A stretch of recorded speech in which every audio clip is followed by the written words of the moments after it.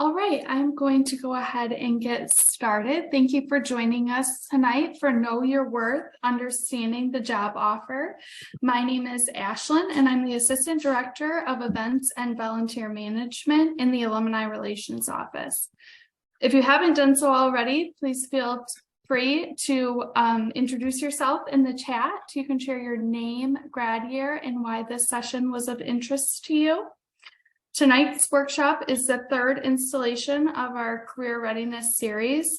With the support of our fellow GVSU alumni, we're able to offer you in-depth career support that is specifically catered to recent graduates and Grand Valley alums searching for a postgraduate career. Before I hand it over to our panelists for introductions, I'd like to share a brief outline of tonight's program. So far in the Career Readiness series, you may have joined us for designing your future, identifying great opportunities and new approaches to your job search, and or preparing professional materials and optimizing your professional brand. Tonight, Boomi Parks and Jamie Belt are joining us as panelists. They will introduce themselves and share a brief career history. Additionally, they will talk about evaluating jobs from their diverse perspectives. They're here to share advice about how to determine your salary requirements and or negotiate a salary offer, how to navigate the timing of receiving an offer while still interviewing, and to share additional insights on other job offer hot topics. After they have each had the opportunity to share, they will begin to facilitate questions. This is not an incredibly formalized event, but rather an opportunity to ask questions that are most important to you during the job search process.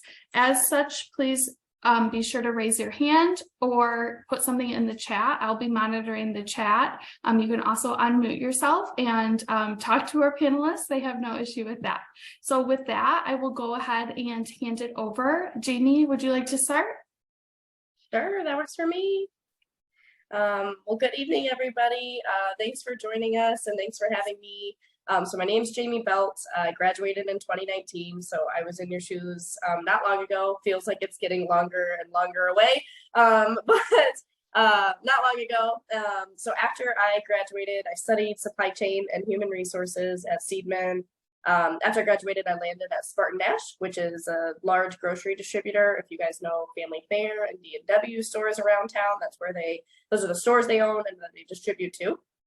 And while I was there, I was a recruiter, so I recruited first on the corporate side. So anything that you can imagine basically below a manager level, accounting, HR, IT, marketing, all of the basic functions.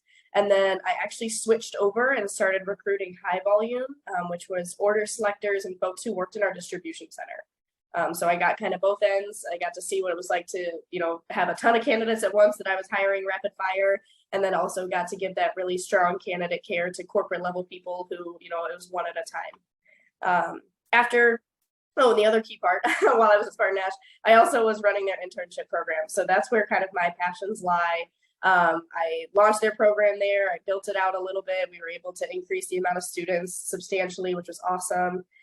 So I really do have a strong passion for this piece, helping people understand how to be more successful in their career, how to navigate that transition, all of those things. So very excited to be here with you guys. I then moved on to Kellogg, where I was a recruiter again. So I went back to just recruiting, and I was recruiting for skilled trade roles. So folks who go to technical or trade schools instead of a 4-year degree, they're mechanics, electricians, machinists, kind of more the hands-on type of work. And I was recruiting for 11 different locations at Kellogg Company for their plants with those roles. And I was really lucky that a role opened up that was kind of a perfect blend of what I was doing at Spartan-Nash and what I had started doing at Kellogg, which is basically running an internship program, but for apprentices. So instead of taking students out of universities, helping them come out of trade schools and technical community colleges and helping them get their footing in an actual plant and start their career with Kellogg. So that's where I'm at. Again, I really, really feel fortunate to be able to say I love what I do. I love my company. Kellogg is fantastic. And I just could not be more thrilled than to be here and talk from a recruiter's perspective, from someone who negotiated their own offer not long ago. I'm just excited to answer any questions you guys have. Thank you so much. We're excited to have you here and lucky. Boomy, do you want to go ahead and share a bit about your career history and why you're able to join us tonight? Absolutely. Thanks, Ashlyn.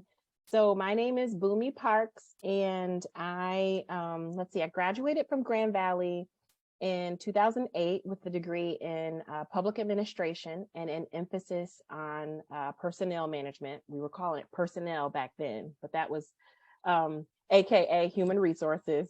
And then I graduated, I did the master's program, the master's in public administration, with an emphasis in nonprofit management and leadership, and I completed that in 2013. So I am just so very excited to be here. I just kind of did a little mental jog here. I've negotiated 6 job offers for myself. So I've had lots of roles. And so when I was an undergraduate student, I worked in the human resources office on campus, and that's really for my passion and love for the field and the industry was birthed. I worked as the lead student, and I would take benefits calls all day, which I really loved. It really was a great way for me to learn about human resources. After I graduated, I worked for the university. So I worked full-time in the Community Service Learning Center. And that's when I started to increase my passion for nonprofits. I was working to connect students with nonprofit, with service opportunities in the community. So, I was a matchmaker in a sense, or a recruiter in a sense, where I was trying to find volunteer opportunities for students, Grand Valley students out in the community. From that role, I started working, I took an entry-level human resources job working for a B corporation called Cascade Engineering. And that's really where my career grew. I was promoted every year I was there, and I was able to get increasing levels of responsibility and learning around HR.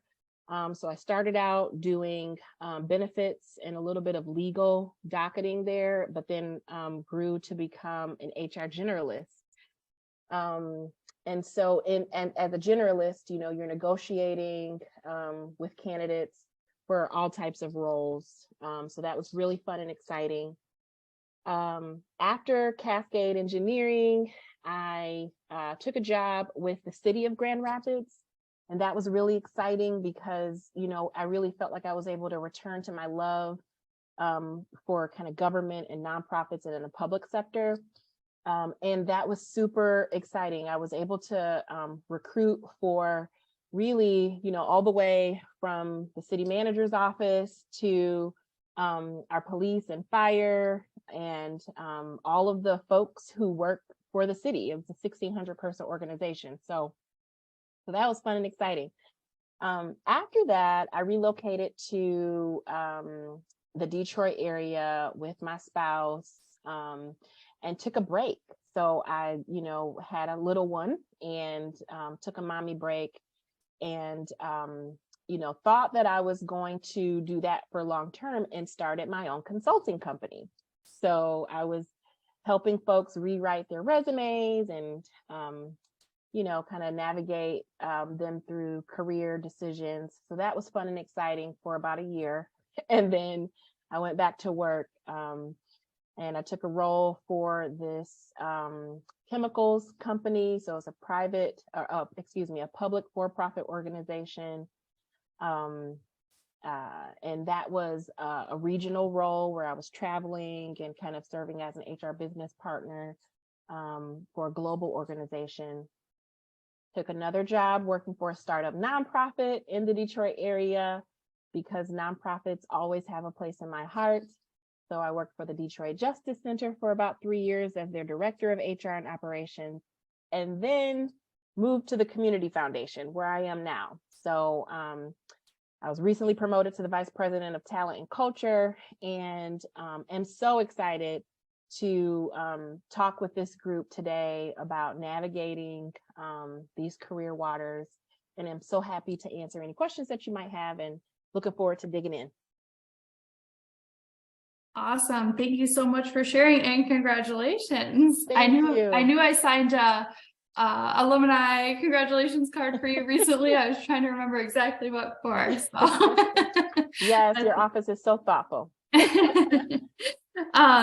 Okay, so with that, I'm going to go ahead and get started with some of the questions we have prepared for you. We did ask if anyone wanted to, or we did ask those attending as well as on social media if anyone had questions. So some of these are questions that our office gets often, as well as questions that were submitted by students or people who follow us, etc. So with that being said, please feel free to add questions to the chat, raise your hand, and communicate with our panelists. So I'm trying to pick a good one to start. When you receive an offer, what is the best way to handle the negotiation conversation?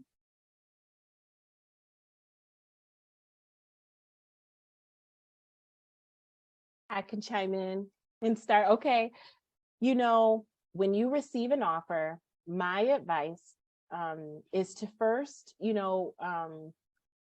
make sure that you're examining it critically, right? So I would encourage you, don't make a quick decision. Take the time that you need, but also don't take too much time.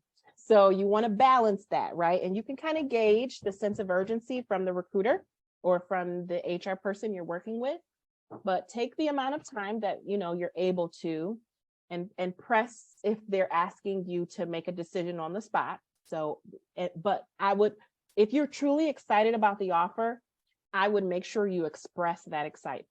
So it's important because when HR folks are interviewing, right, we have to interview several people.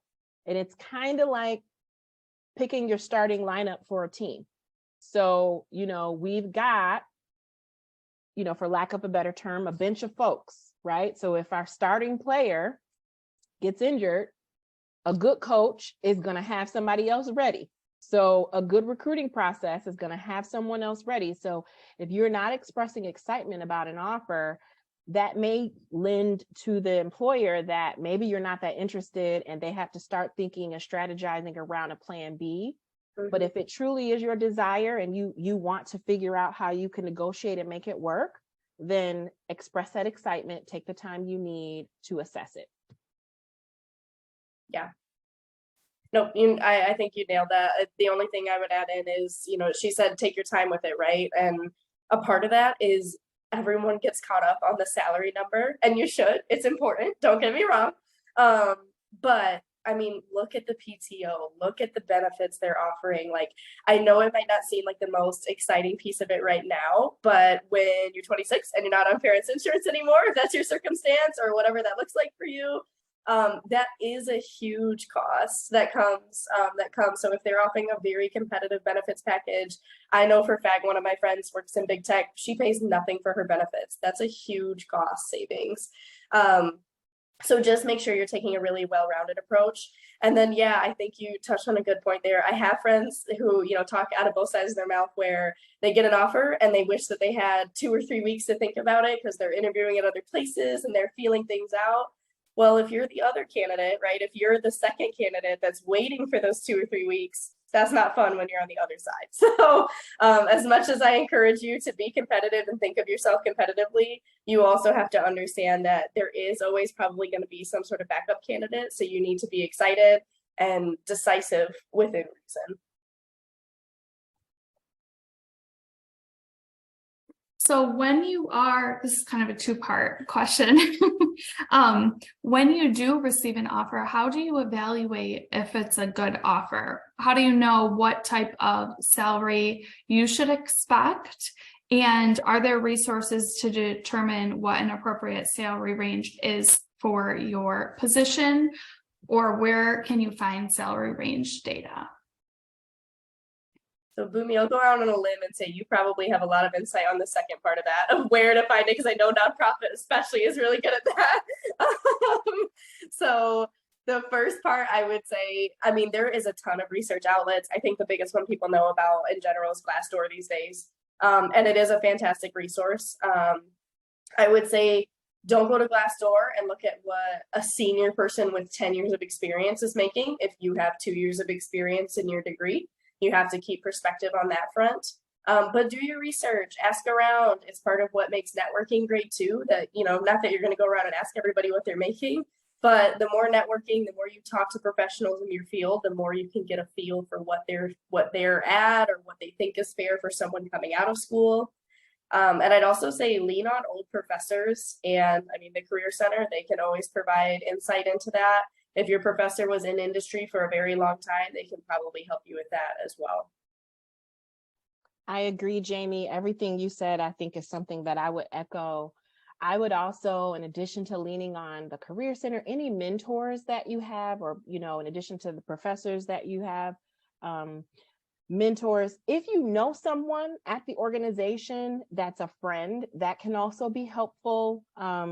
If you're looking for a job in a space that typically publishes salaries, then you kind of have your information. So a government institution is always, they're subject to the Freedom of Information Act. A public institution is subject to the Freedom of Information Act. So you can always find those salaries. It's public information. Also, many private employers are leaning into more pay transparency. So that benefits candidates. You really have more knowledge. That also sometimes, though, limits negotiating, right? Because when an employer posts the range and a target, then they sometimes will eliminate candidates who are expressing interest outside of that target, right? Because a lot of times now, you know, that some of that negotiating power can be limited when there is that transparency. So that's the flip side, which, you know, is just a reality that's showing up in the work. I think a part of that question was how to evaluate the offer. And one of the things that I want to just impress upon you all is that it's important to know your why. Like, what is it that you are looking for, right? So if it's your reality that you know, health insurance is important, right? Then you want to make sure that you've got your list of why, you know, you're looking for this job or looking to work for this particular employer, because I agree, it's not just about the salary. And if you are not conscious of your why, you could end up taking a job with a high salary that sucks. That's happened to me before. I took a role because it was financially a better move, but honestly, it was not a good fit for my lifestyle. And you know, and then on the flip side, I've also taken a job where I took a pay cut and my career grew the most at that company. So, you know, don't always let the dollar drive you. Make sure that you are centering and aligning your personal values as you evaluate an offer. Yeah, I appreciate that insight. That's a great insight. You touched a little bit, Boomy, on the differences between negotiating an offer with a private company versus a nonprofit, which we also heard in your career journey that you've had personal experience with. Can you expand on that just a little bit more? Yeah. I mean, so, you know, I remember a time when, you know, I graduated in 2008 and the market was terrible. So, you know, I was just thankful to have a job. And, you know, so there was some market conditions going on during the time when I was doing some switching, but also the nonprofit job, for example, that I had to negotiate an offer for. When taking that role, yes, it was a pay cut, right? But what I realized is that the upside is also there, right? So evaluate, you know, what's going on at the organization. Is the leader new? Is the outlook for that industry positive? You know, if it's a private company, understand their financials. If it's a public company who that's a for-profit, their financials or their calls to talk about their performance are probably public. So you can do some research to just understand the outlook. And so what I'll say is that when negotiating offers, first and foremost, nonprofits are, I think, as an industry, trying to be more competitive with their salaries. I do believe that, because there is, I think, work being done to make sure that a livable wage is being offered. But additionally, you may not get movement on the salary, right? But you may get movement on flexibility. So, things like PTO are a lot of times easier to be flexible with at a nonprofit, as opposed to, let's say a government institution where they may be tied to a union, a bargaining agreement. And then in a for-profit environment where, you may be able to get some movement on the salary, I also want to encourage you to understand some of the other vehicles for pay. So variable pay, which can show up in the form of bonuses and things like that, you can definitely consider as a chip to negotiate as well in those for-profit environments.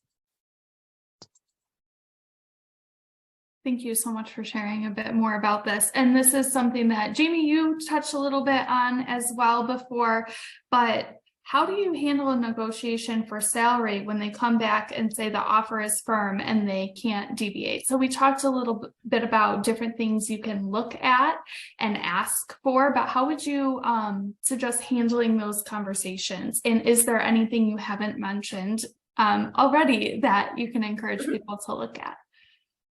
Yeah, so it actually gives me a good opportunity, and I'm sure there's going to be a question about this at some point, but the best thing you can do for yourself is be honest towards the beginning of your conversations. So, I mean, again, like if a company truly knows, and again, I've been the recruiter, I've sat in the seat. If I know that I can pay you $80,000 and we get on the phone and you say you want $100,000, I will tell you in that first conversation, okay, here's around where we're thinking. We're not going to be able to meet your expectation. So I just want to be able to be transparent with you. Like, do you have room to negotiate? And like Boomy said, right? Like, is there something we could do on the vacation side that would be more appealing to you? So I just want to preface with, like, the more honest you are in the beginning, the better off you are. I know it's intimidating. I know that can be a little nerve-wracking to share a number, but everybody has their walk away point, right? I would say, like, even if it's a pay cut, you still know here's what my minimum would be. So I think that's how you avoid that issue altogether. I would say, of being disappointed with an offer that they come back and say is firm. That being said, I personally buy to the fact that there's nothing wrong with asking. The worst they can say is no. So if someone presents you an offer and says, this is a firm and final offer, again, we talked about this, show your excitement, show your appreciation, ask them maybe ask them what their timeline looks like. And if you have the chance to think about it, take a moment to think about, is this something that I could actually make work? Because you don't want to get caught in the threat. You don't want to get, what is the phrase, called on your bluff, right? Like, you don't want to go and say, I'm not going to accept unless I hit this number. And then they say, okay, well, we'll retract the offer. So I would say, be transparent with people in the beginning. And then if it's a firm offer and you get time to think about it and you want to come back and say, I'm so appreciative for this. I was really hoping to be maybe plus or minus 5K, right? Like, or whatever you're thinking, higher. Is there any opportunity to go up, and leave it? And, like, silence is hard. I think that's a hard one for me, especially. Like, it's very hard to leave silence, but give whoever you're talking to, either the manager or the HR person, an opportunity to answer that, and be prepared with what your answer is going to be if they say no. If it's no, that you're not willing to budge on your amount, then that is fine and it's respectable. But I think you also have to be ready to come in and kind of say, okay, I just wanted to ask the question. I'm very excited. I can't wait to join, and proceed with the conversation from there. Thank you so much. And to finish up a second part to that question, I'll go ahead and ask, if you do decide to decline an offer and not to move forward, do you have any tips on how to handle that conversation or frame that? Yep. So I would say again, timeliness is key. There's nothing worse than someone who like waits 2 weeks just to say no, as far as like burning bridges or anything like that. I would say again, the most I would tell you, ask for what their timeline is, abide by their timeline. And again, just be appreciative and respectful, right? Do it how you would want someone to speak to you. So I've had candidates do it in the past where they just let me know, I'm very appreciative of this and all the time that went into it. The role and the company are amazing. It just doesn't seem to be the right fit for me right now, or I was really looking at my financials and I need to be able to be at this mark. So if there's another role in the future that might be closer to my salary range, I'd love to be reconsidered. It just depends on what the circumstances, but I would say always err on the side of trying to keep that door open, and just doing it in a respectful and timely manner. I also will say, I think phone calls go a long way in this space. Being able to really give some tone and give some a voice, for lack of a better term, right, to what you're saying, can help a lot. Sometimes it can come across a little harsh or not very genuine and black and white, but you want to be able to give somebody your tone and really speak to, that you are appreciative, but it's just not the right opportunity for you.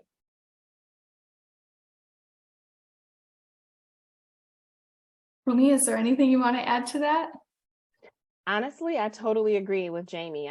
Be respectful, honor their timeline. That's the best you can do. If you have to decline an offer, you have to decline an offer. And that's totally fine.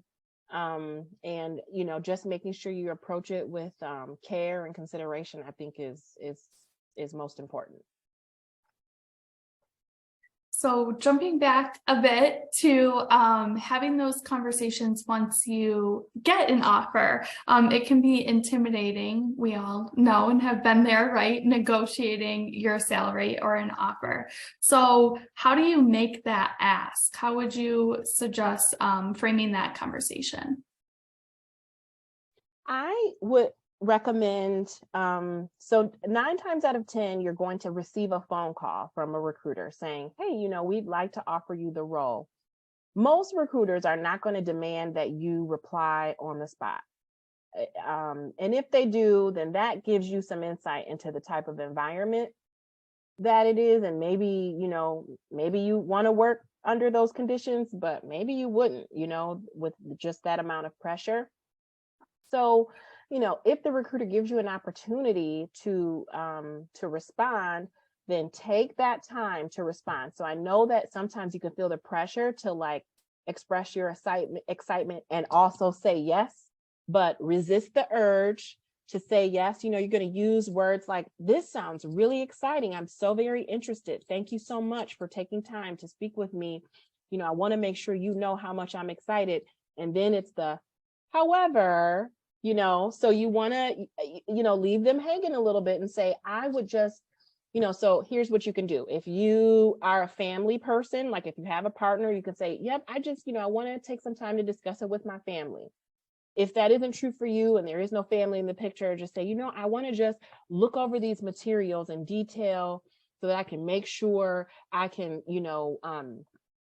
make an informed decision. You just want to have some things, some catchphrases ready, because you can get so caught up in the excitement of, oh, this is so great, they want me, I'm excited.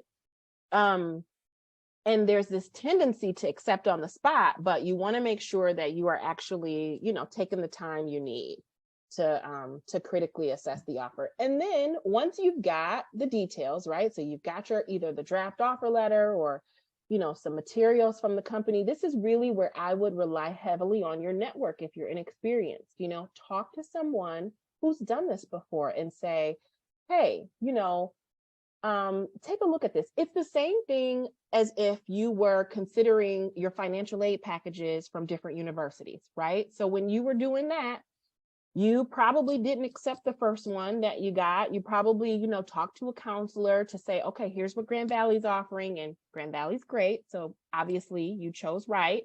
But, this is what Central is offering. This is, you want to do the same thing, because it's that big of a decision.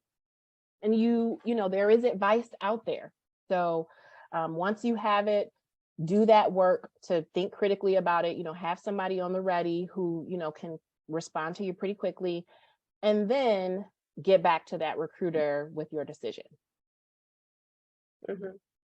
As far as I think that's all great insight and advice, honestly. Again, we talked about the network earlier. It's so crucial. Like if there's one thing you take away from the entire evening, that is it. But I say as far as actually making the phone call or whatever that looks like, it's intimidating and it is scary.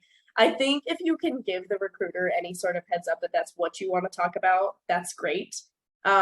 You know, I text my candidates, and I think that's becoming almost more and more normal, is that like you're kind of texting back and forth. So if you have that dynamic, you could just shoot them a quick text and say, hey, I just have a couple of questions and thoughts about the offer. Can we chat? Same thing through email, right? If you're going that route, or give them a call and leave them a voicemail.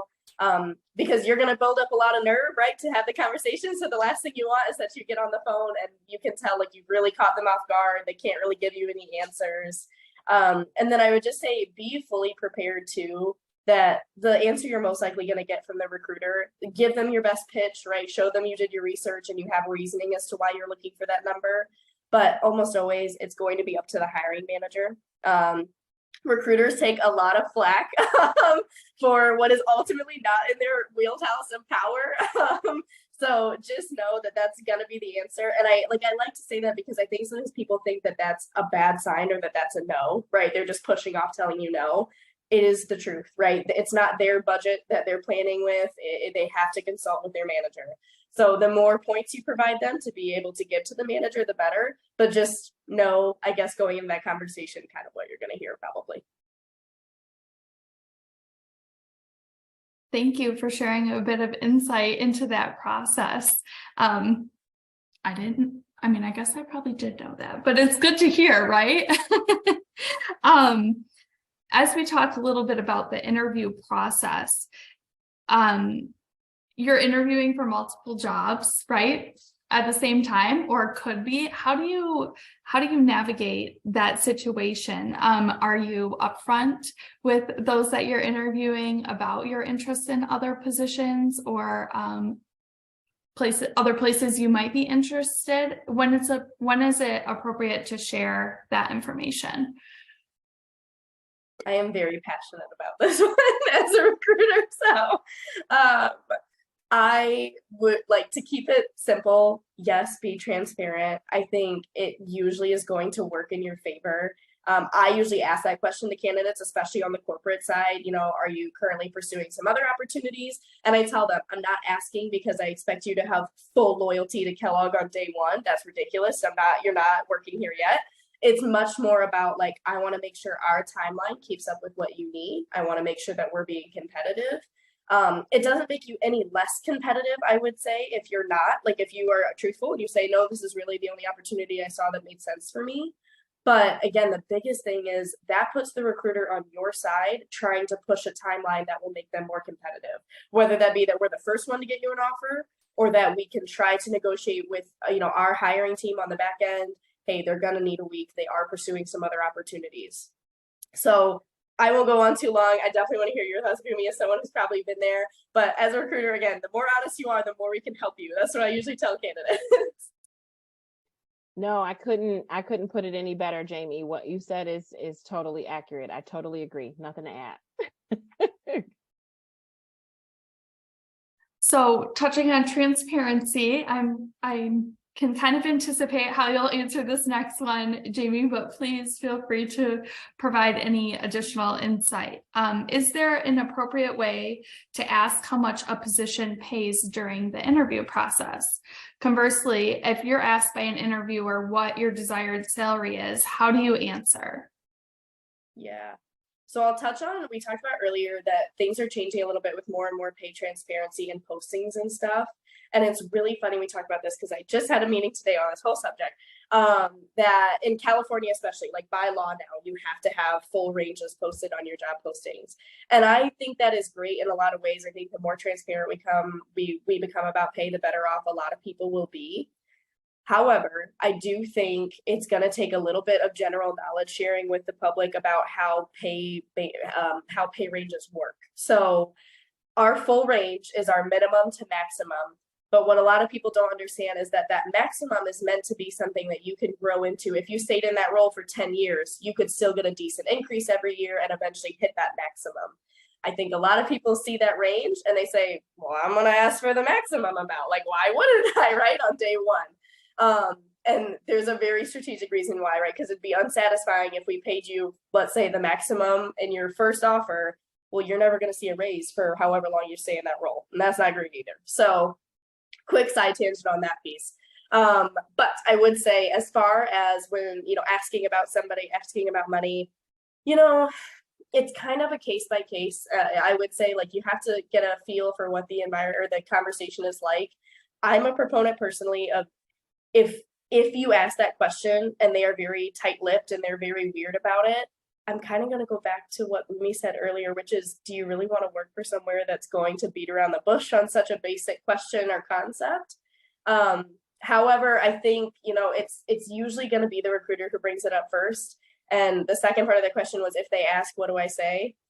Again, that's when it comes down to what your why is and what your bottom line is. So everyone should have at least, here's my rock bottom. I really, really want this job. It's perfect. It's my dream job.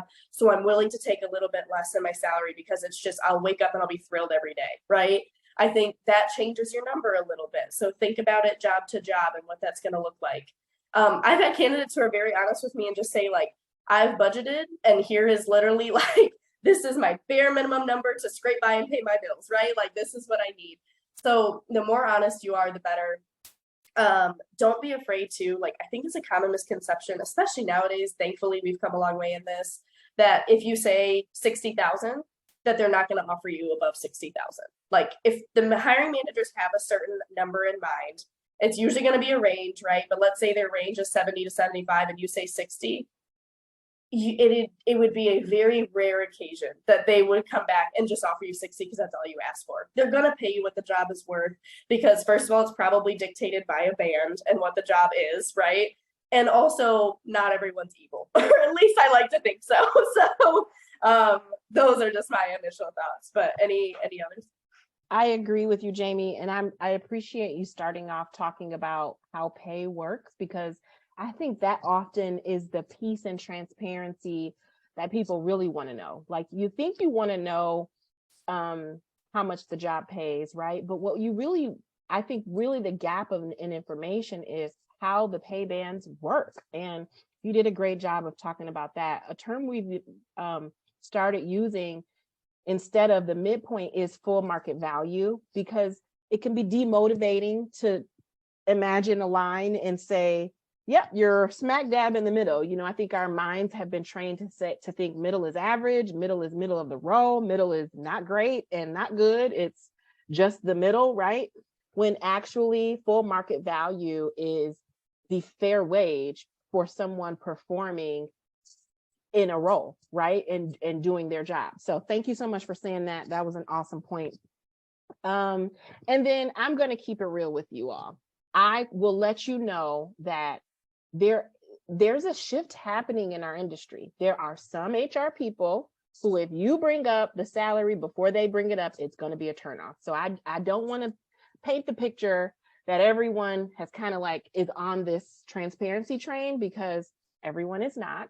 However, there's still a savvy way to do it, right? So I think you can, you first want to make sure you do your research. So if, for example, if you're interviewing at a university or a nonprofit, for the most part, you can find that information. So asking in the interview really just shows that you kind of haven't done your research, right? But if you are at a for-profit organization, a private company whose, the salaries are probably a little bit more confidential, I would say rely on your network to get a really good idea of what's going on.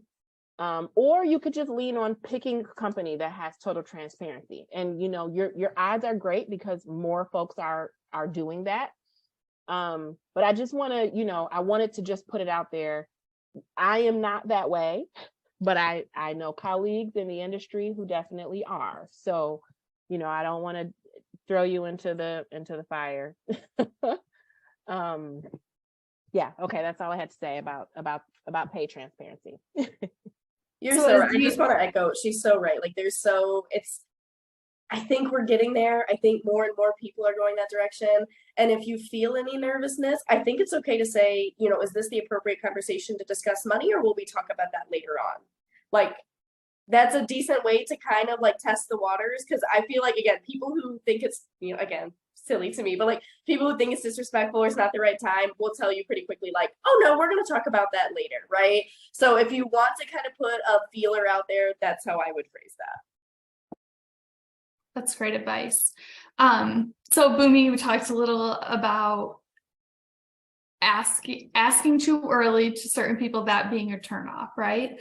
Do you have any other pet peeves for candidates that happen during the interview or negotiation process? Oh, this is a good one. Let me think. So during the interview, I think it's really important to make sure that you put some effort in to know the organization that you're interviewing with. First and foremost, let's start here. I have received so many cover letters that have the wrong organization on them or the wrong position. And I can just tell you right now, you're being eliminated, because that is an attention to detail issue. And it's very simple in our world, like just match the job with the one you actually are applying to. And so that's even before we get to the interview. With the whole, and I know this isn't necessarily a part of this conversation, but really quickly, when it comes to cover letters and resumes, if someone asks for a cover letter, please provide it. Usually in the nonprofit space, we're trying to understand your alignment with our mission. And so if your resume doesn't immediately jump out to us, we are reading your cover letter. Now, I know that's not the case in all environments, but I can say in the nonprofit sector, we're reading them.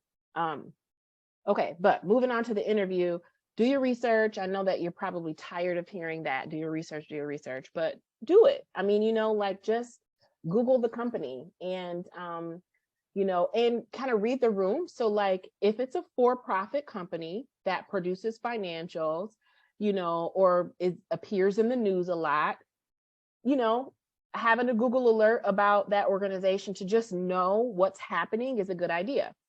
If it's not a for-profit, right? So you're not going to find it in there may not be news happening, or I don't know. You just want to make sure, like wherever it is, you're doing the research about what's relevant in that space. So if it's a nonprofit, if it's an issue area, make sure you're up on that.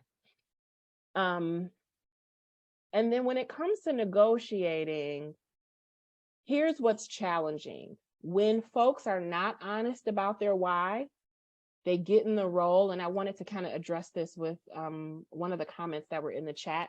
They get in the role, and then it's like a self-fulfilling prophecy. It's like you weren't happy with the offer that you accepted, and now everyone knows it, and there's no way to make you happy, right? So I think you've got to just be really, and so that's a pet peeve. It's like, we kind of knew going in that you didn't want this, and now you're here and you still don't want this.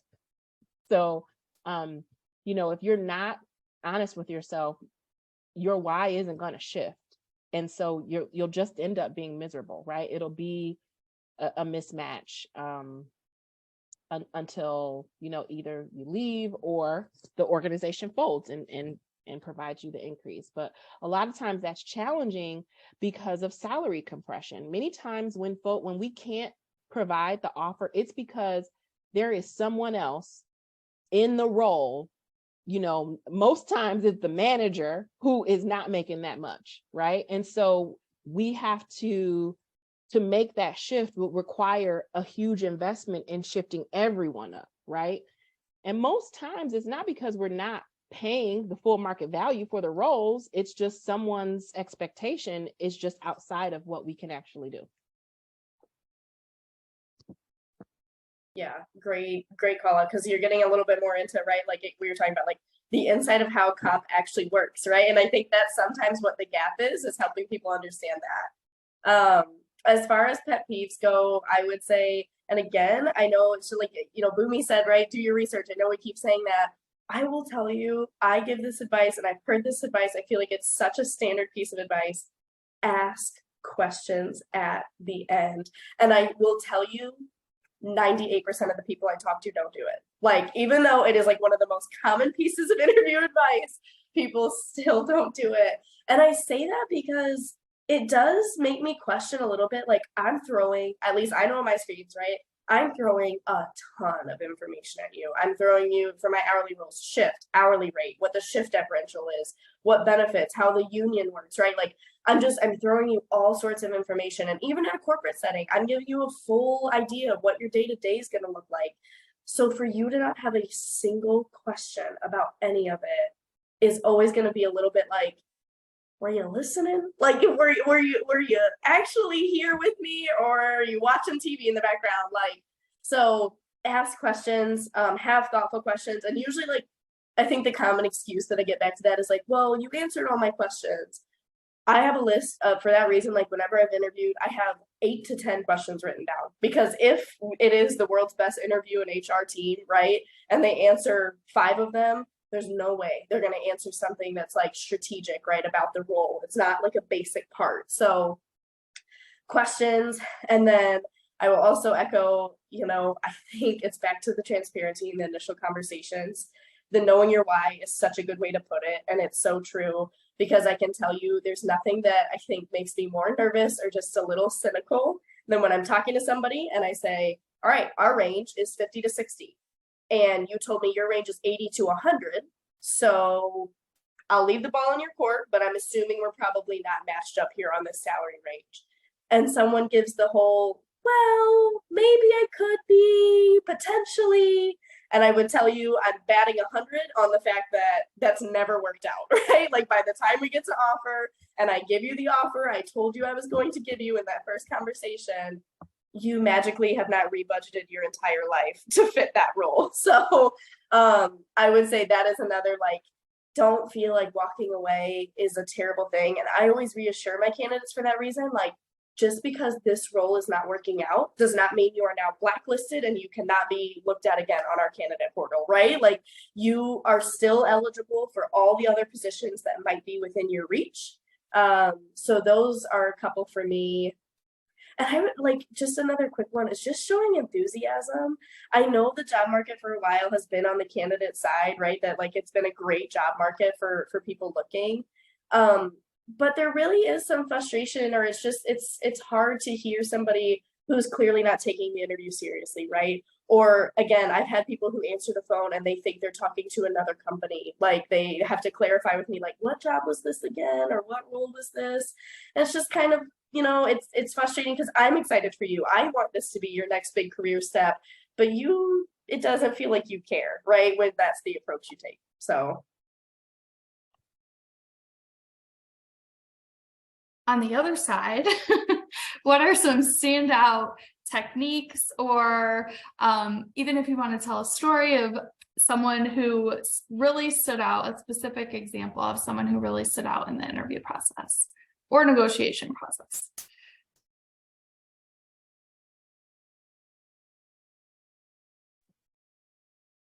I think anyone who asks for feedback as you go stands out.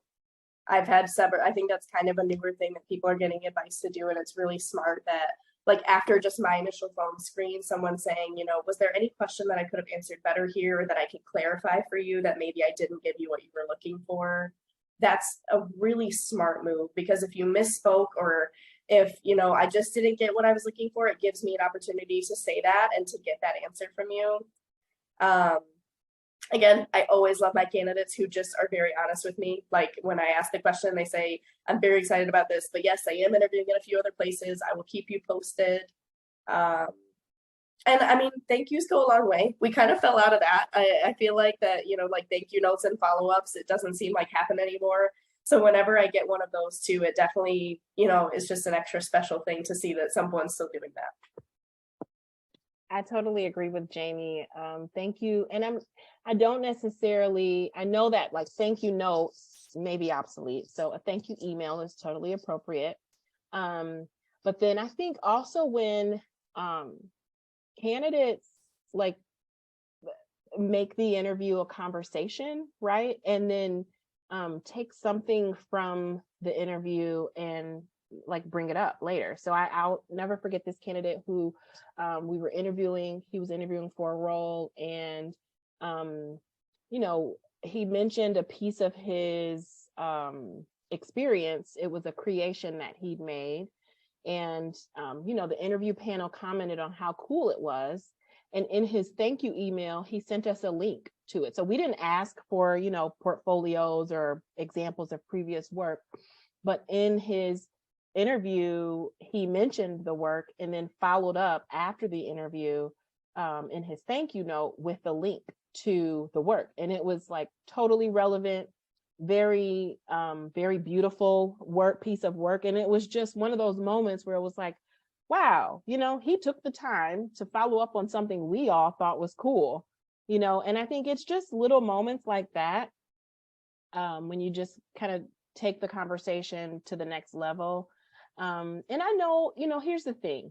This is where interviewing can be a lot like dating, right? Like if it's not a match, it's not a match, right? And and that's the other thing, right? Like you've got to know your power as a candidate. It's just as much an exercise for you to get to know the organization as it is for the organization to understand if you're a great fit for it. So, if the energy's not right, if it's not going well, then I mean, that's just it, right? It's just not going well. And you know that, and they know that, and you can move on. But if it's something you really want, then, I would say go the extra mile to put that special touch on that communication and interaction. Also, during interviewing, I really like it when folks don't answer a question too quickly.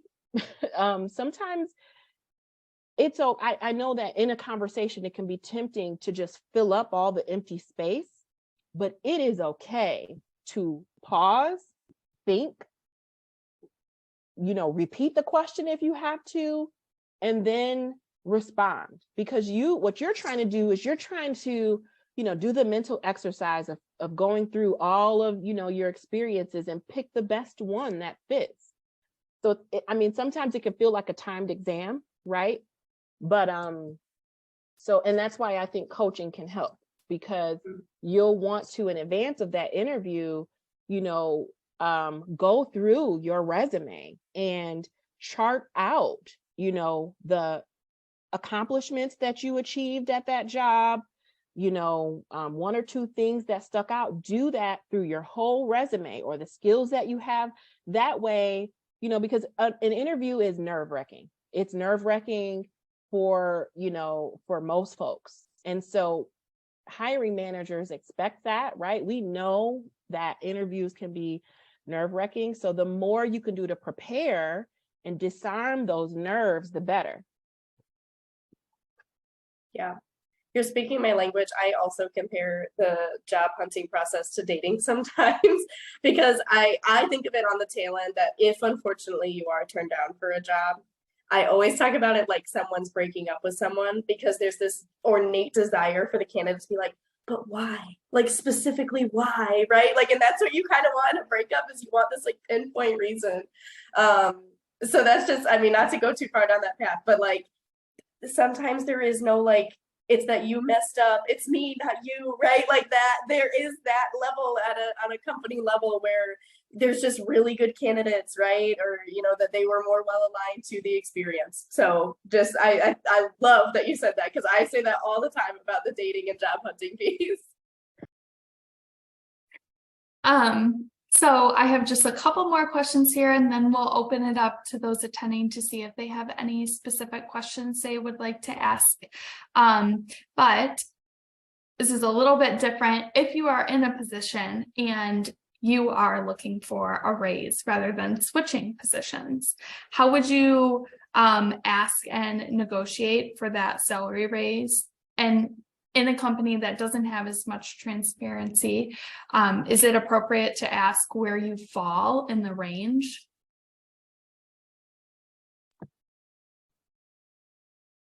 So, I mean, I think we'll probably go towards this as a great opportunity to educate on, again, how this concept works, because I think sometimes that's the gap for people.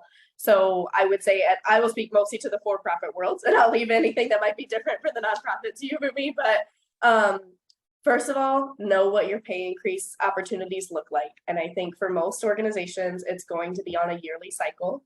We're in it right now, at least I think majority, where, you know, you're ending your January, or in January, you're getting your performance reviews done for the previous year. Whatever your performance review looks like dictates what your merit increase is going to look like.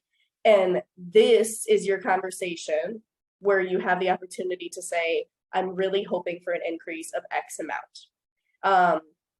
I know it's no one's favorite, but there are just some, I would say, legal, equity, policy-based things that prevent you from just being able to get a raise whenever throughout the year. So be strategic in knowing where your organization's opportunities. If maybe you have a quarterly opportunity to do that, or twice a year that you have the chance to do that. A lot of places do it differently, but be strategic in that and start building your case up. So like for myself, if I was going to ask for a raise in 2024, I know it seems crazy, but like I'm starting that now, right? Like I'm going to start that conversation and ask what it takes to get there, so that throughout this whole year, when we hit performance reviews next year, I have a lot of evidence as to why that matters and why I deserve it. So that's a really good piece to it.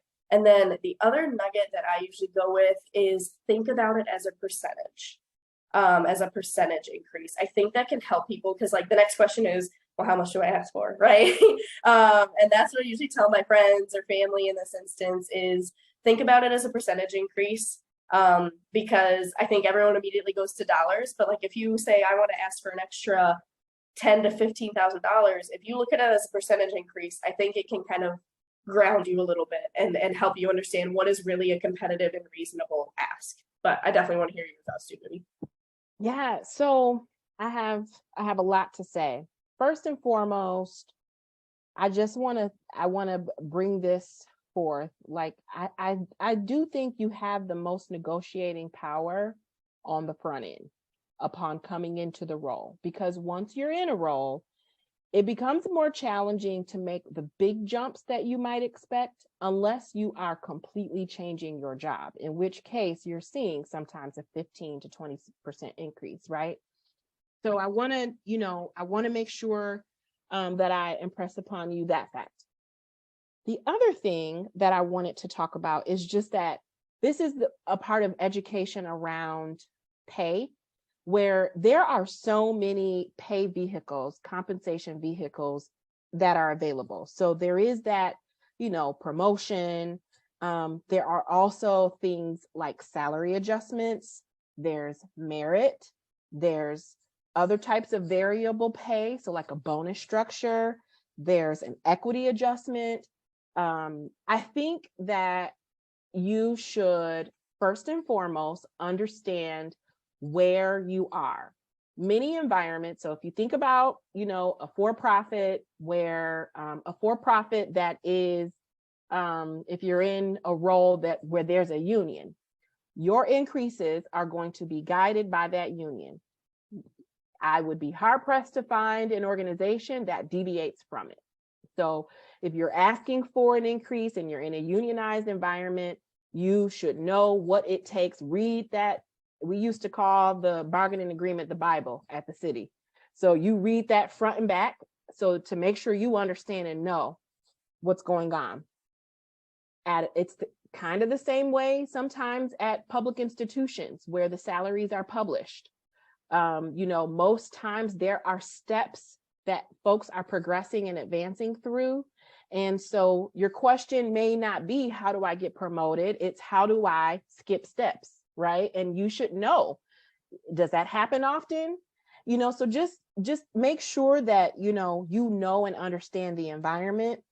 And then at any company, You may not, asking for this may not get you anywhere. Asking for a pay administration policy you may not get that, but your company should have a compensation philosophy. That's your insight into kind of how these decisions are made. And that kind of speaks to what Jamie was talking about, like, does it happen annually? Does it happen quarterly? Is there an opportunity at the mid-year? Is there a mid-year review?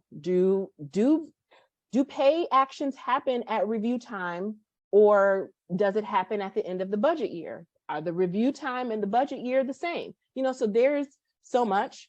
The nuances at each organization can be very different. And I think the more you understand how an organization moves in regards to pay, I think the better informed you are going into these types of conversations.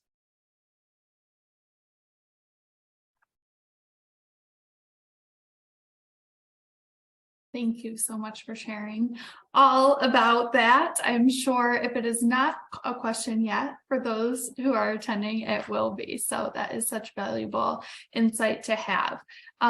With that, I am going to open the floor up for questions. If you'd like to, wherever you're most comfortable, if you'd like to unmute yourself, raise your hand, throw them in the chat, anything you would like to ask Jamie and Boomy while you have the opportunity.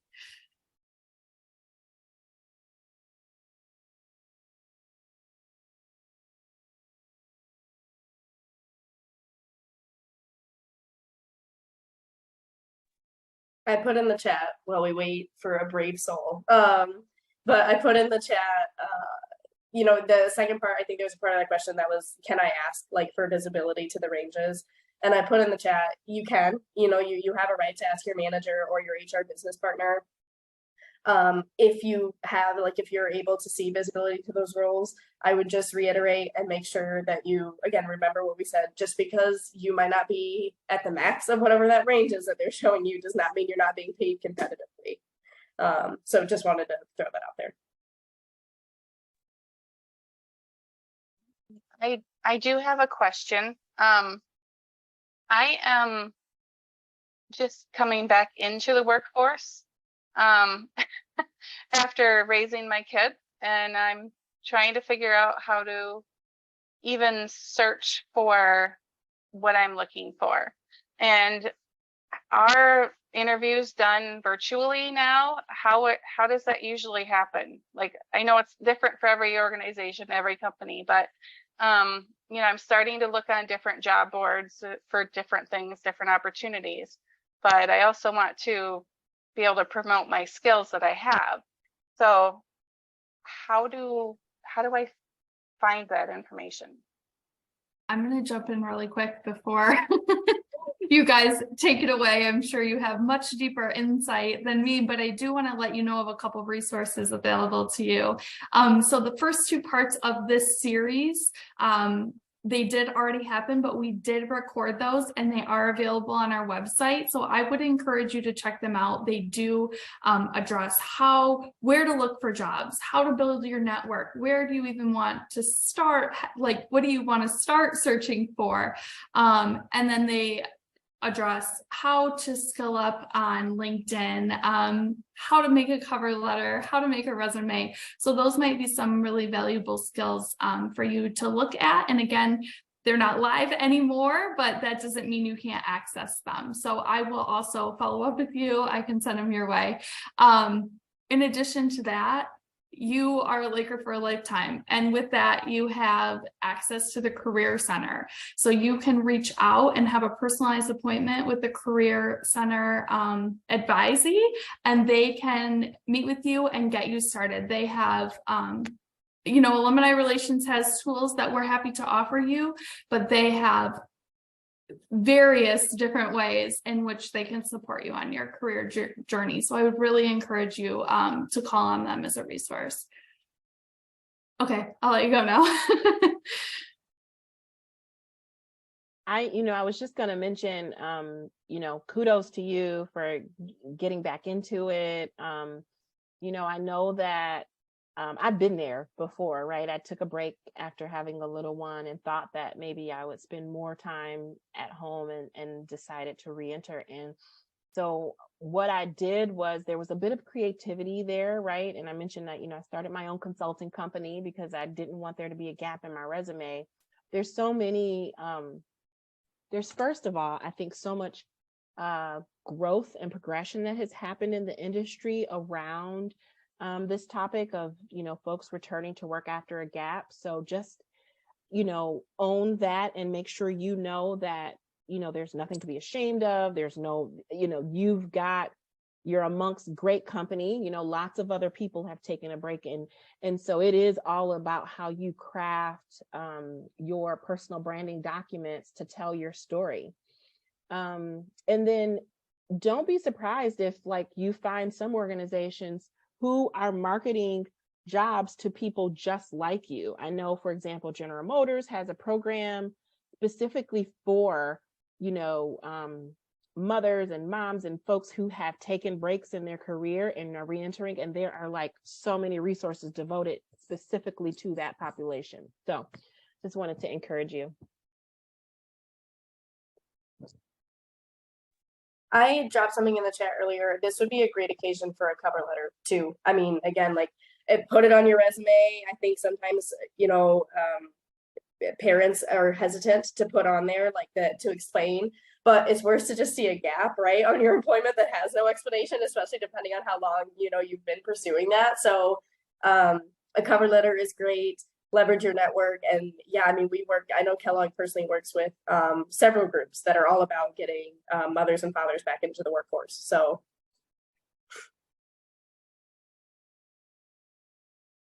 Much. I appreciate it.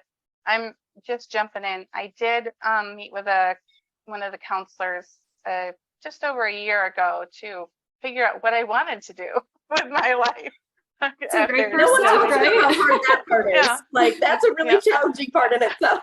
It is. And my youngest is 5 and in kindergarten this year. So, but I had 4 and 5 years. I got my master's when my 10-year-old was an infant. And then I have, 4 after. I have a 10-year-old, an 8-year-old, a 7-year-old, and a 5-year-old. So I've been busy. So that's busy. Well, thank you so much for asking that question. We do have a couple more questions in the chat I want to make sure we get to. Alex asks if there is an appropriate way to ask about company culture during the interview process. What a great question. That's a really great question. I mean, I think the most appropriate way to ask about it is to ask about it, but then also just know, right, it's from the position of the folks who are recruiting, right? So it's our job to have the best elevator pitch for the role, but there are some key things you can listen in to really try kind of unpack what you're hearing. And I think that some recruiters may be very transparent about, how they believe a candidate may or may not fit into their culture. For example, one of the things that I have often experienced is I'm in an environment that is constantly changing, right? So at a startup nonprofit, constantly changing. At a community foundation that's experiencing a leadership change, we're constantly changing. So I'll say, if you are someone who is looking for a more steady environment that is not changing, you may be challenged with our culture, right? And so that's key. So you've got to know who you are and how you like to work and listen in for those types of things, right? So, at the environments I've been in, what that looks like is jobs are reshuffling a lot. We've gone through a couple of reorganizations. And if you're the type of person who wants to get in a job and stay in that job or not have a lot of movement, then that may not be the environment that you want, right? So I think the easiest way to ask is to just ask, but also be able to apply a lens and a filter to what you're hearing and match that up for your values.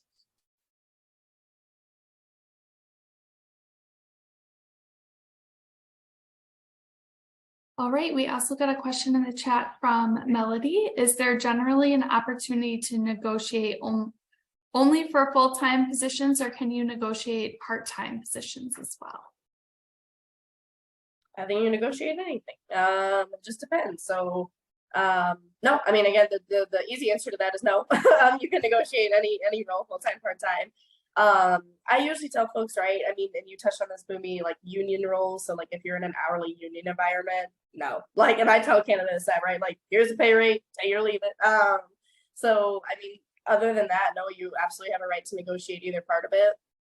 And again, as a tactic, maybe it's the nature of your part-time, right? Like, okay, I know you're really looking for someone who can do Monday, Wednesday, Friday, but could I do Monday, Tuesday, Wednesday instead? So get creative, but don't feel like there's any limitations on what type of job you can negotiate. Thanks for that. I couldn't fully think how I wanted to word the question, but in my experience so far, I have yet to get a normal full-time job. And so all the job offers I've ever had, pretty much they give a wage and that's about it. So I wasn't sure what there was to negotiate other than asking for a different wage. Yeah, no, that's fair. And you could, I mean, again, that's another, like, is there a sign-on bonus you could potentially get with a part-time is also a good one. So there's also, I was going to say benefits is a little tricky because usually part-time, like part of the reason you're part-time is because they don't want to pay for benefits. Well, so that's probably not a good one. But again, like flexibility, sign-on bonus, all those good things. Thanks. Yeah. It looks like we have a question for Jenna in the chat. Should every offer be negotiated? I heard that if you don't negotiate, it looks like you don't know what you're doing. That's a tough one. I don't think it makes you look like you don't know what you're doing. I usually err on the side that if you have a conversation at the beginning of the interview process where you both say 85 to 90, right? This is the range we're looking at. And the company comes in at 90 and you still trying to negotiate, that might get a little hairy. Like I always tell folks, right? Like be honest, because when you get the offer, you don't want to just negotiate to negotiate. But let's say you said 85 to 90 and they come in at 85. What have you got to lose by saying, I know we talked about the range. Is there any way to get to the higher end of what we talked about? It's not going to hurt anything. Boomy? I agree totally. The one thing I think sometimes it gets tricky when you are working with a recruiter that is not employed by the organization. So let's say you're working with a Robert Half or a, Kelly Services. That's where, I think sometimes you just have to take into consideration, quite honestly, how everyone gets paid. So the recruiter who's working for a recruiting firm is going to take a percentage of what amount or offer you get, right? So, in that sense, honestly, you have a little bit of power because it's in both of your advantages to negotiate. So, I would impress upon you, like, maybe there's some opportunity, but then if you think about it from the employer's perspective, you're then a candidate coming in being paid a premium because they're locked in to paying up, right? They've got to pay the person who found you in addition to the salary that they pay you. So that's a little bit of a nuance there, but I think honestly, for the most part, yeah, no point in going through the exercise if it's what you want, right? And so yeah, that's all I'd say about that. All right, we got a question from Cindy, I'm sorry, here in the chat. First, congratulations on graduating from the PA program. Cindy is wondering if you could give advice on the length of commute to a job. She is currently looking at one job offer that is 15 minutes away versus another that's an hour away.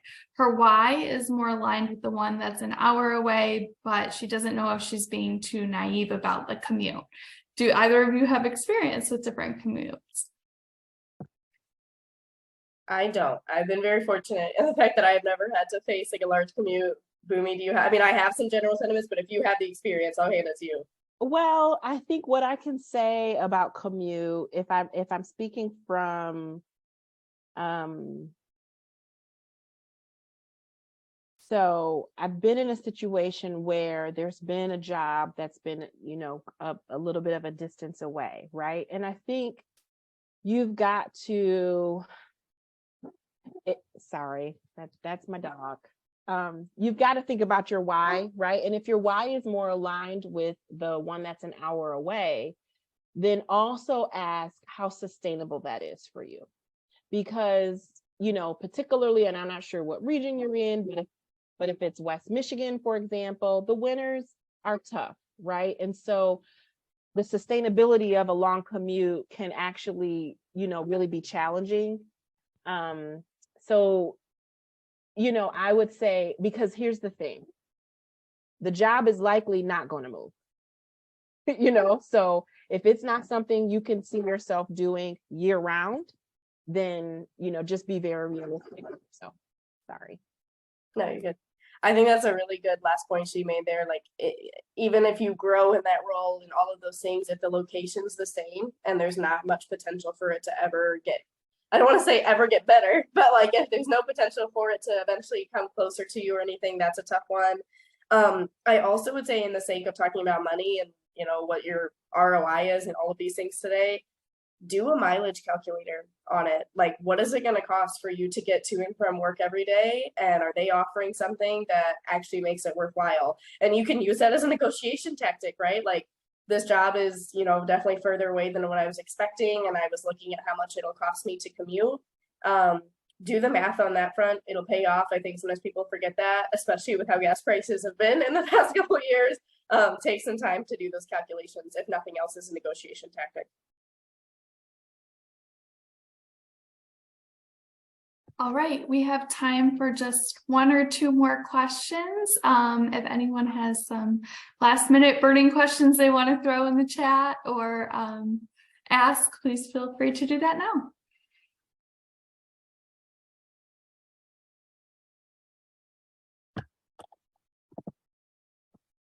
Ashlyn, do you get a report of the folks who attend?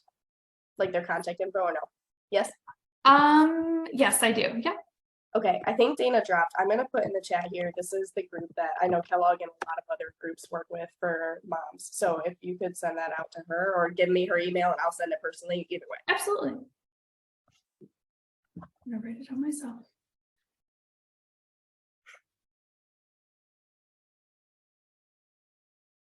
All right, well, if nobody has any additional questions, I would like to thank Jamie and Boomy for your willingness to share all your valuable experience as well as your insights tonight.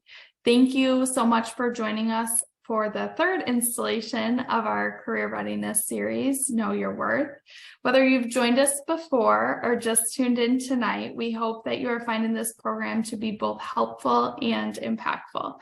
Please keep your eyes on your email, as you will be sent a follow-up from us. That will include the recording as well as any resources and also information on our upcoming sessions. Please consider joining us for our additional programming. The Career Readiness series is available to all alum. We invite you to join us for any or all sessions that apply or could be helpful to you. The Alumni Relations Office is a resource for your continued growth, so we encourage you to call on us for a lifetime of support.